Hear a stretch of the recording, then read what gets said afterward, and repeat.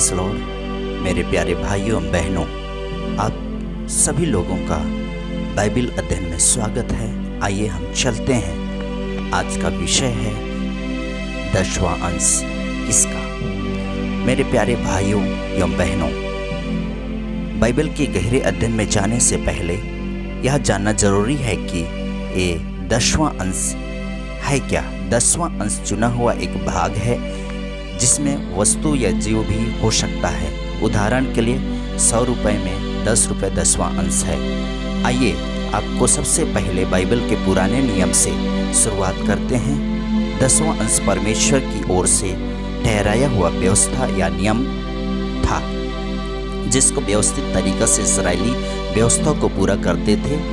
व्यवस्था 27-30 और 10वां अंश ही नहीं वरन हर एक चीज़ों में विशेष व्यवस्था था, जैसे कि कौन सा मांस खाएं, कौन सा ना खाएं, किसको दंडित करें, किसको दंडित ना करें, कौन सा 10वां अंश दें, कौन सा 10वां अंश ना दें। इस प्रकार कई व्यवस्था था। व्यवस्था विवरण आप 14:1 से 29 पढ़ेंगे।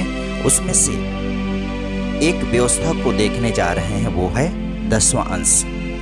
देखिए मेरे प्यारे भाइयों एवं बहनों, बाइबल बतलाती है कि जो 10वां अंश को किसी भी व्यक्ति को नहीं दिया जाता था, पर परमेश्वर की ओर से चुना हुआ विशेष गोत्र को दिया जाता था, जिसको लेवी गोत्र कहा जाता है। गिनती 18:1 से 26।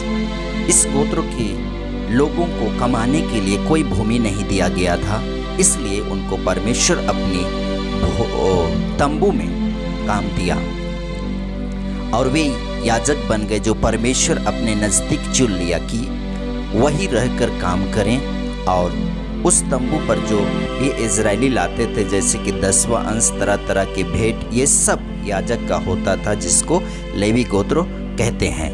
ठीक इसी तरह जो अब्राहम विश्वास का पिता है, जब वह युद्ध से विजय प्राप्त करके लौटा, तभी मलकीसेदेक जो सालेम का राजा था अर्थात याजक को यह कह के 10वां अंश दिया कि परमेश्वर हमें विजय दिया है, इसलिए जो लूट कर लाया हुआ सारी वस्तुओं में से व्यवस्था की रीति पर वह याजक का बनता है दिया। उत्पत्ति 14:1 से 22।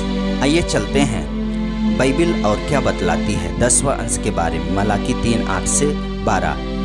ये बाइबल का वचन 10वां अंश के लिए पुराना नियम में जाना माना वचन है। यदि अच्छा से अध्ययन किया जाए तो यहाँ पर याजकों के बारे में लिखा है।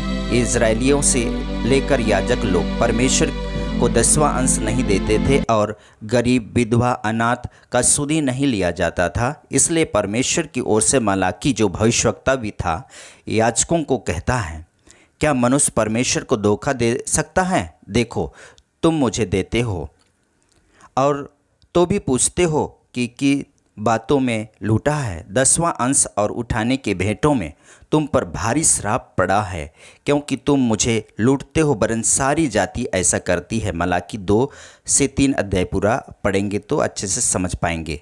मेरे प्यारे भाइयों एवं बहनों, अब इन बातों को समझ गए होंगे। अब कौन सी व्यवस्था को माने?